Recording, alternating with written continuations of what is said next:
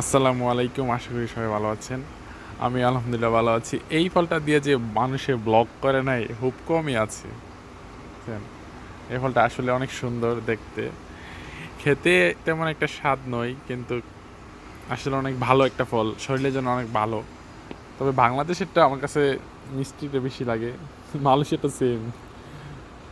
আর যারা ড্রাগন ফল খায় এদের নাকি ডায়াবেটিস খুব কম হয়, ঠিক আছে? আর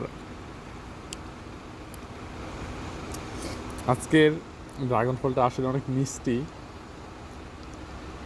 বাংলাদেশটা একটু পানসা মানসা হয়, তো আজকেটা অনেক মিষ্টি লাগতেছে। তো এটা আমি কাটলাম। আজকে বিকালটা অনেক সুন্দর, এই যে।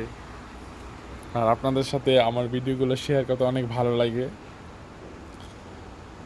তার জন্য সবসময় আমি পার্সোনাল যত ব্লগ আছে আমি আপনাদের সাথে শেয়ার করি।